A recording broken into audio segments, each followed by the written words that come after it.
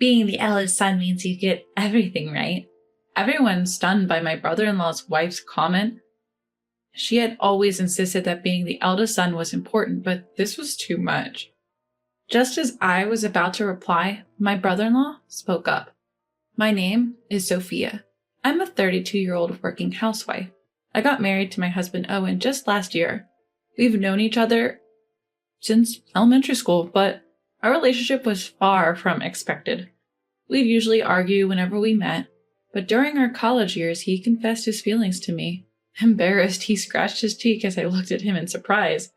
I initially turned him down, but from that point on, I started thinking about him more. Half a year later, I was the one confessing to him. We dated for about 5 years after that. We went to tell his parents about our marriage. I was warmly welcomed. My, you must be Sophia. Owen has told me so much about you. It's such a pleasure to finally meet you today. Owen told me you're his first love. We're so happy to have someone like you as a part of our family. Well, I was pleased to hear this from my parents-in-law. Owen looked flustered next to me, his secret laid bare. The fact that I was his first love was news to me. The thought made me feel ticklish and happy. I whispered this to Owen and he turned bright red with embarrassment. The meeting ended on a positive note. Owen has a brother who is already married. We planned to meet them around the end of the year, so we headed home. A few days later, while we were looking for our new home after the wedding, Owen's phone rang. It was from my mother-in-law. Your dad's been in a car accident. He's in the hospital with a leg injury. The doctor says there might be lasting effects. Can you come? Hearing this, Owen and I rushed to the hospital. Mother-in-law was sitting alone on a chair in the hallway. Mom, how's Dad? What's this about lasting effects? Owen, and you too, Sophia, thank you for coming. Your father apparently shielded a child who ran into the street and was hit by a motorcycle. I hugged my trembling mother-in-law, not knowing what else to do. Shortly after, the doctor emerged from the treatment room. His life isn't in danger, but he broke his femur. Given his age, even with rehab, we can't guarantee he'll be able to walk again. You should prepare yourselves for that possibility. We were all at a loss for words. My father-in-law is an active man. Even in his 60s, he's passionate about his hobbies, playing basketball, volleyball, and skiing. The thought of him unable to do any of this was devastating. My mother-in-law looked completely disheartened. However, when my father-in-law woke up, he was different. When we told him about his leg, he just laughed it off. If my legs help save a child, then it's all worth it. I might not lose the ability to walk completely. Even if I do, I'll face it then. I can still compete in a wheelchair, you know. I'm just glad to be alive. I swear, you're one of a kind, but you're right, it's a blessing you're alive. My mother-in-law's face softened, filling the hospital room with laughter. Just then, the door swung open and a flamboyantly dressed woman walked in. Behind her, a man with 3 children in tow also entered the room. Seeing my father-in-law, the man sighed in relief. Dad, I'm glad you're okay, but at your age, you should be more careful. Oh, Benjamin, you came, and you brought Emily too, thank you. The man called Benjamin was my brother-in-law. My husband resembles my mother-in-law, but my brother-in-law looks more like his father. When he noticed us, he nodded and introduced his children.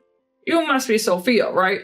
Thanks for marrying my little brother. I'm his older brother, Benjamin. This is my wife, Emily, and these are our kids. Say hi, everyone. The children greeted us one by one. I returned their greeting, and the atmosphere in the room turned pleasant, except for one person, who looked unhappy. Emily, my sister-in-law. I'm glad you're safe, father-in-law, but you can't use your leg anymore, right? We can't take care of you. We have kids, so living together is out of question. You're not going to impose on us just because he's your eldest son, are you? Nervously fidgeting with her freshly painted bright red nails, my sister-in-law, Emily, casually dropped her bombshell. The room's relaxed atmosphere instantly charged with tension. Look, Emily, don't worry about it. I have no plans to live with you guys. I'm doing fine, and we will go to a facility when the time comes. But wait, won't they charge us for that? Because, we're the oldest son's family. We also have the kids' education to think about, right, Benjamin? At Emily's rude comment, even my brother-in-law Benjamin seemed at a loss, nodding uncomfortably. My mother-in-law was visibly shaking with anger. I glanced at my husband and then spoke up. Hi, Emily. Nice to meet you. I'm Sophia, Owen's wife. Let me handle the situation with my mother-in-law. I mostly work from home, so if she stays with us, caregiving won't be an issue. We won't charge you just because you're the oldest son's family. Oh, really? That is such a relief. Nice to meet you. Seeming satisfied, Emily announced it was time for her salon appointment and left. All right, we should get going too. Sophia, please take care of Dad for us. Benjamin left the hospital room, taking the kids with him to follow Emily. What's the deal with Emily? She's unbelievably rude. Yeah, she just showed up about 10 years ago, already pregnant, and my brother married her shortly after. Even my in-laws didn't seem to know how Benjamin and Emily met or started dating. After they got married, they lived close to the family home. They'd drop their kids off and go out. But whenever they were asked for a favor, Emily always refused, complaining about them being the oldest son's family. But when it suited her, she emphasized that point. Mother-in-law, father-in-law, I wasn't speaking on impulse earlier. Owen and I discussed this on the way to the hospital. Right, Owen? Exactly. Sophia suggested it. We haven't settled on a place yet, and a house next door just went on the market. We're thinking of buying it and building a home that accommodates both families. It'll be accessible for you, and we'll cover the costs. Both my mother-in-law and father-in-law were delighted with our proposal. We quickly moved to secure the land. Luckily, both of us have stable income, so we passed the financial check easily. Soon after, we began plans to demolish the existing home and build a new two-family house. I suggested a design where we share the kitchen and water facilities. However, mother-in-law had some reservations. If we do that, selling the house later could be a hassle, or so I've heard. When we're gone, you won't need both parts of the house, right? It's better to have the option to rent it out. Also, we'll contribute financially, half of the down payment and half of the remaining mortgage. Put it under both Owen and Sophia's names. Owen will inherit it after us anyway, so it makes sense to keep it in both names. That way it won't be a part of any inheritance issues. Grateful for mother-in-law's thoughtfulness, we decided to build a fully separate duplex. While it was under construction, we stayed in an accessible condo. Living with parents-in-law was surprisingly stress-free, and every day was enjoyable. Just a few days before moving into the new house, brother-in-law's family showed up unannounced at the condo to visit father-in-law. Brother-in-law's wife, making herself comfortable, commented while sipping the tea I made. Hey, mother-in-law, isn't this a bit much? The house is a fully separate duplex, right? I've considered the same thing. What are you talking about? Sophia and Owen are building this for us. We have no plans to live with you now or in the future. You can't handle caregiving tasks anyway, so don't worry about it. Mother-in-law's explanation didn't seem to satisfy brother-in-law's wife. Not hiding her dissatisfaction, brother-in-law's wife started voicing her thoughts. Look, in the end, Benjamin will inherit the family home, right? Then it's obviously better if we live there from the start, and 5 bedrooms for just Owen and Sophia is excessive. We have 3 kids, and it would be just right for us. Our current place is too cramped, so it'd be a big help, right? So we'll take the left side, and mother-in-law can have the right side. By the left side, brother-in-law's wife meant the part we were supposed to live in. We had planned for the possibility of needing full-time care in the future, so the ground floor had 3 bedrooms, with 2 additional rooms on the upper floor. The ground floor was for guests and father-in-law, and we had all agreed on this layout. Yet brother-in-law's wife assumed that they would use it. So if you're going to live there, you'll cover all the construction costs, right? And you'll also handle the caregiving? That was our plan when we built the place. What are you saying? All of you are supposed to be on the right side, right? If caregiving is involved, cohabitation is essential. We're already living harmoniously, right? Then just keep it that way. We won't have to pay anything. Emily just continued dreaming aloud. In her dream world, her family saves on rent and lives in a spacious home, happy as can be.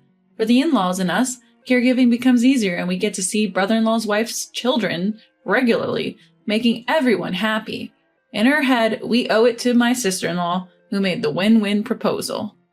My father-in-law had been silently listening the whole time, but he now instructed my mother-in-law to retrieve something from a drawer. Following his instructions, my mother-in-law pulled out a thick envelope in a single sheet of paper. In this envelope is $500,000. This is for you both. In return, never contact us again. And Benjamin, sign this document. Our entire inheritance will go to Owen. Everyone absorbing my father-in-law's words, my brother-in-law looked shocked. My mother-in-law seemed to have been aware of this plan all along. The room fell silent for a moment. My sister-in-law wasn't one to back down easily. But he's the eldest son. Doesn't the eldest son get everything? Everyone was stunned at her audacity. She always insisted that the eldest son was the most important, but this was too much. Just as I was about to retort, my brother-in-law cut in. Enough is enough. Not just with my parents, but also with my brother and his wife. I can't go on with you anymore. Let's divorce. Dad, will this signature do for announcing the inheritance? And I don't need the $500,000, but please don't cut us off. The kids love you guys. At brother-in-law's words, father-in-law nodded in agreement. Mother-in-law, with tears in her eyes, seemed to be okay with it too. For a moment, my sister-in-law looked dumbfounded, but she soon regained her composure and started shouting, "Who do you think you are? Fine, let's get a divorce, but you'll pay me alimony in court." What are you talking about? You're the one who will have to pay alimony, my brother-in-law said, pulling out an envelope from a large bag. It contained a photo showing my sister-in-law arm in arm with another man entering a hotel. Her face turned pale at the sight of it. He continued, unfazed. I knew you were treating for a while now. When I looked into it for the divorce settlement, I was shocked. Your affair partner didn't even know you were married. Even had an engagement going. He's really angry, planning to claim compensation in the divorce trial. What, you told him? You're ruining my new start. What? Everyone just enjoys bullying me? I won't forgive ruining my engagement. Facing his wife's sudden anger, brother-in-law handed her the divorce papers. If you give me custody and our savings, I don't need alimony or child support. I'm sick of your cheating and your spending. Please just divorce me. If you're that desperate for a divorce, fine, but don't come crawling back to apologize later. Live with your regret. With that, my brother-in-law's wife signed the divorce papers and left the house. Dad, Mom, and Sophia, and Owen too. I'm truly sorry for all the trouble caused by not stopping Emily. My husband comforted his apologetic brother and looked at father-in-law. We love our grandchildren too. We plan to help out with the kids. Exactly. To be honest, we made our decision thinking you and Emily were on the same page, but we see now that you're not. Yeah, I've been thinking. Maybe we don't have to go as far as disinheriting. At this, brother-in-law shook his head. He mentioned they'd already rented a nearby house and planned to get by mainly with the kids, relying on the family only when absolutely necessary, before leaving with the kids for an appointment with the lawyer. Afterward, brother-in-law and his wife divorced. The wife apparently sought support from her affair partner. However, the irate affair partner claimed engagement-breaking compensation. And what's more, they met at a singles event. She's now banned from that group after they found out she was married. Her strict family has disowned her for what she did. She came to plead with brother-in-law one more time. But the parents-in-law refused to tell her where he moved.